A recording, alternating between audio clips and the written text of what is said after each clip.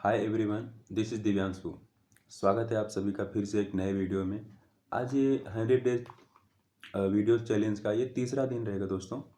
और तीसरे दिन में हम लगभग जा कर के 7 सब्सक्राइबर और 50 से 50 लगभग 50 व्यू, अभी जब वीडियो बना रहा हूँ तब के टाइम पे 50 व्यू जा कर के पहुँचा है। तो हम लोग आज के टॉपिक पे आते हैं। देखिए, आज का हमारा टॉपिक क्या है। तीसरे दिन का टॉपिक यही है कि हमें अपनी साइकोलॉजी को मेंटेन करना है। सबसे पहले अगर हमको ट्रेडिंग करना है तो शुरुआत में तो ये नहीं ट्रेडर को समझता है सबसे पहले कि अगर 1-2 महीने में जो ट्रेडर रहता है वो नहीं बोलेगा, समझेगा नहीं कि साइकोलॉजी को भी कोई चीज़ होती है, उसको समझना है। अगर सेल्फ से सीख रहा है तो, अगर वो कोई कोर्स से सीख रहा है तो वो समझेगा कि हाँ चलो कुछ चीज़ है। लेकिन अगर डायरेक्ट वो ट्रेडिंग में घुसता है तो उसको 1-2 महीने 3-4 जब तक कुछ थोड़ा लॉस नहीं करेगा तब तक उसको समझे नहीं गया कि हाँ साइकोलॉजी नाम की भी कोई चीज़ होती है और इसको भी हमको मेंटेन करना है। नहीं तो क्योंकि स्टार्टिंग में जो ट्रेडर ट्रेडिंग करने आता है ना तो मार्केट उसको प्रॉफिट ही देती है। लगभग ऐसा ही होता है, स्टार्टिंग में तो दे देती है लेकिन बाद में वो हिसाब बराबर कर लेते हैं, क्योंकि मार्केट में जो प्रॉफिट होता है ना वो कहीं ना कहीं एक मार्केट से लिया हुआ उधार होता है जो मार्केट बिगनर को देती है। क्योंकि आप एक रहे रिश्तेदार के रूप में मार्केट में आते हैं तो आपका एक सेवा पानी करती है मार्केट। फिर वही पैसा हम ले के अपने पास रखते हैं एज ए बिगिनर ट्रेडर। और फिर उसके बाद वो सूद समेत मार्केट वापस ले लेती है। सबसे नहीं लेती है। जो लापरवाही करते हैं उनसे ही मार्केट वो पैसा वापस लेती है। फिर क्या हो गया, वो मार्केट वो पैसा वापस ले लिया तो फिर हमको लगता है, पता ही नहीं चलता कि हाँ वापस क्यों ले लिया। फिर हम सोचते हैं कि चले ले लिया है फिर से बना लेंगे। तो फिर से बनाने के लिए एक नया कैपिटल लेके आते हैं।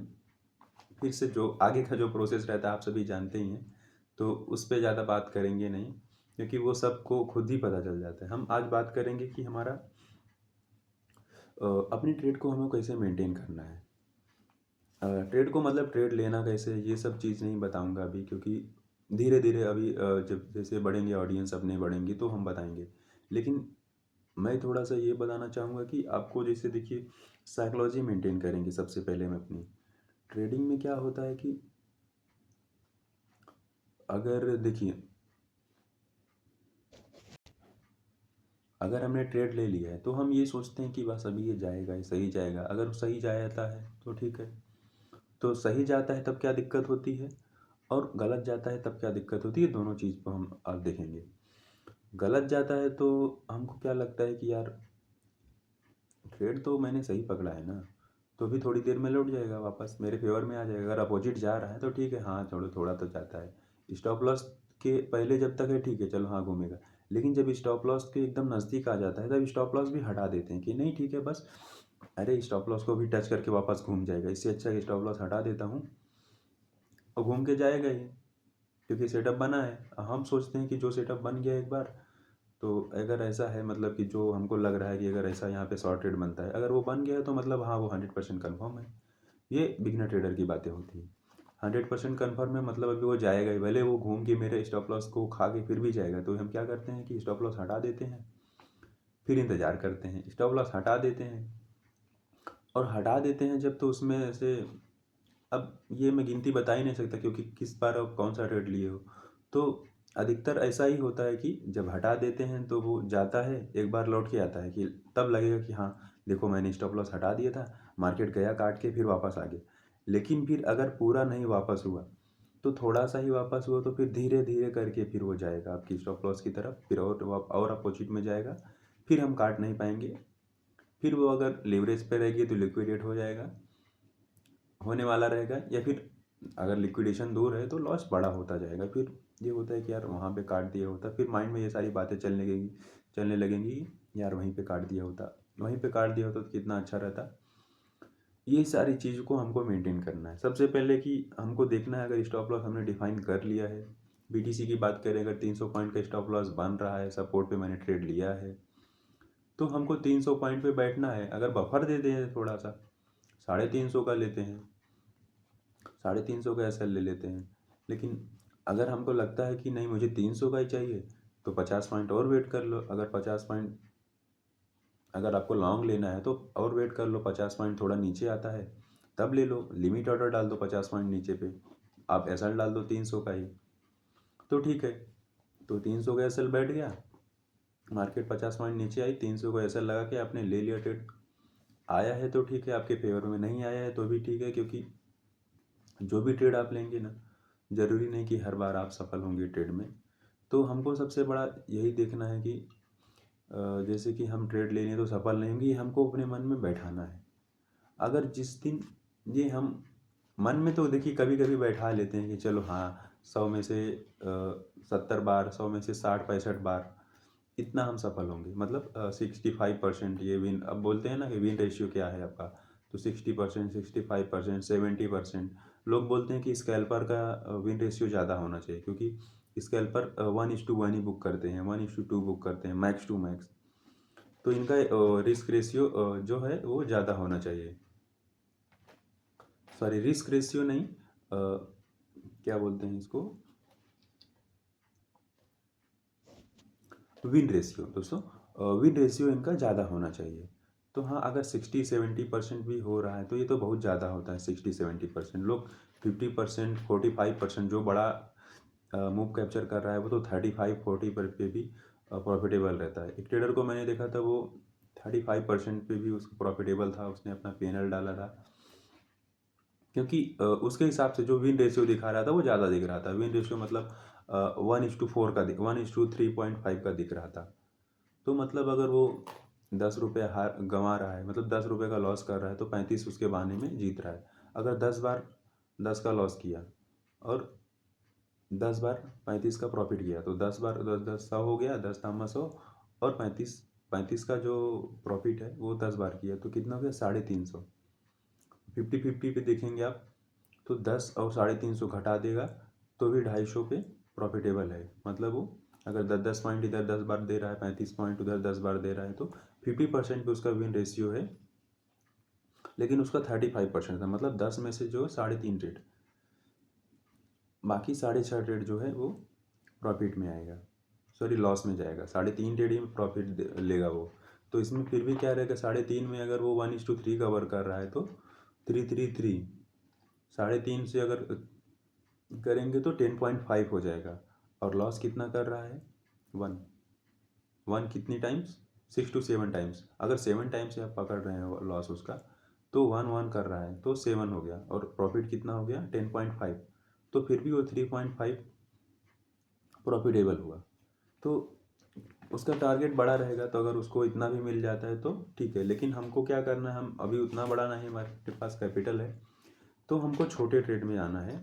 तो छोटे ट्रेड में रहना है तो थोड़ा रिस्क रिवार्ड बड़ा करना पड़ेगा, और विन रेशियो भी थोड़ा सा बढ़ा सकते हैं तो ठीक है। कुछ भी रहे, विन रेशियो को छोड़ दीजिए, अभी हमको मेन यही ध्यान देना है कि हमारा अपना साइकोलॉजी कैसे मेंटेन हो, कि अगर हमारा लॉस जा रहा है तो हम उसको काट सकें। सबसे पहली चीज़ यही रहेगी, लॉस को काट सके, प्रॉफिट के लिए वेट कर सके, अगर हम सही ट्रेड लिए हैं तो।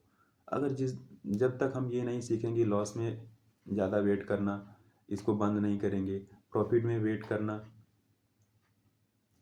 ये चालू नहीं करेंगे, तब तक हम ट्रेडिंग से थोड़ा दूर रहेंगे, ट्रेडिंग सीखने से। क्योंकि हम अब अगर अपना विन रेशियो, मैं भी कभी कभी खोल के देखता हूँ, जब तक प्रॉफिटेबल है तब तक तो विन रेशियो बहुत ज़्यादा होता है, लेकिन अचानक से एक ऐसा ट्रेड आता है जिसमें कि बहुत ज़्यादा लापरवाही कर दिए, तो वही सारा ट्रेड को गड़बड़ कर देता है।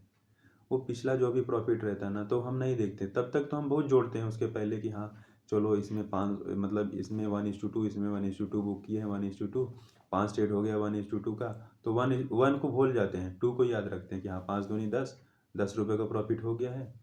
फिर अगला जो ट्रेड है तो उसमें भी 1:2 के हिसाब से 1 रुपया कमाना चाहिए, तो लेकिन नहीं कमाते हैं। अगला ट्रेड जो है उसमें हम 10 रुपये पिछले में कमाए हैं, तो इसमें कभी कभी ऐसा हादसा हो जाता है कि 10 ही चला जाता है, और होता यही है अधिकतर कि 10 नहीं जाता है, 4 जाता है, 3 4 भी, 4 भी अगर चला गया तो बड़ा दुख होने लगता है, क्योंकि हमने डिसाइड किया था एक का ही लॉस लेना है, 1 रुपये का ही। लेकिन वो एक की जगह पे वो 4 3 चला गया, तो उस समय हम काट नहीं पाते हैं, या तो ज़बरदस्ती काटते हैं, बहुत सोचने समझने के बाद काटते हैं, तुरंत तो नहीं काट पाते हैं। अगर मार्केट वहीं पे काफ़ी देर से कंसोलिडेट कर ही रही है, वहीं पे रुक रही 3 4 के आसपास, फिर जब ऐसा होता है कि नहीं यार अभी मार्केट नहीं वापस जाएगी, तो वहाँ पे या तो काट लेते हैं, या तो फिर वो बड़ा लॉस हो जाता है 3 4 5 6 का, तो फिर ये होता है कि अब काट दो, अब नहीं बचा है, तब वहाँ पे कट जाता है। तो यही सारी चीज़ों को मेंटेन करना है।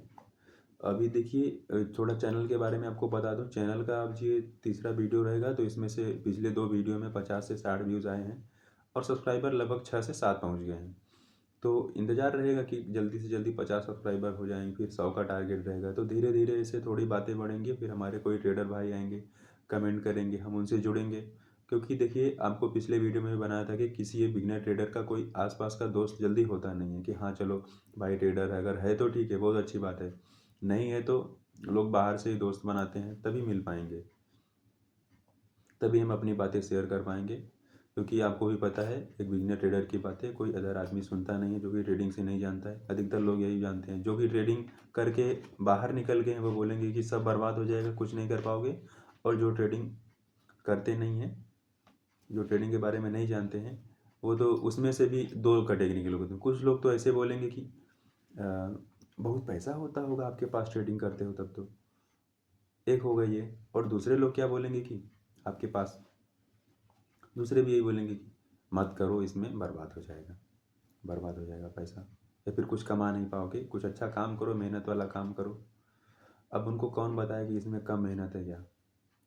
ट्रेडिंग में सबसे बड़ा तो माइंड उसमें ही परेशान रहता है, पूरा दिमाग शांत रहता है। कल के ट्रेड के बारे में आपको बता दूँ, कल और आज का मिला के तो मैं ब्रेक इवन पे ही हूँ। मतलब कल भी एक लिया था ट्रेड और आज भी लिया था, दोनों को मिला के ब्रेक इवन पे ही हूँ। उसके पहले का अभी नहीं बता सकता, अभी कुछ फैमिली बढ़ने दीजिए तो धीरे धीरे मैं अपनी ट्रेडिंग की जो जर्नी है पिछले, क्योंकि 5 से 7 महीने हो गया। मार्च में मैंने शुरू किया था, तो उस बीच मैंने कई सारे ट्रेड लिए हैं और कई बार मतलब प्रॉफिट हुआ है, लॉस हुआ है, मतलब कुल मिला के अभी ब्रेक इवन पे ही हूँ। तो ट्रेड अपना चल रहा है, ट्रेडिंग जर्नी रुका नहीं हुआ है दोस्तों। बस मैं यूट्यूब फैमिली बनाना चाहता हूँ, तो जिससे क्या रहेगा कि एक डिसिप्लिन कंट्रोल आएगा अपने माइंड पे और ये सारी चीज़ें रहेंगी। तो मिलते हैं अगले वीडियो में, तब तक के लिए नमस्कार, धन्यवाद वीडियो को देखने के लिए। तब तक लाइक शेयर सब्सक्राइब करते रहिएगा।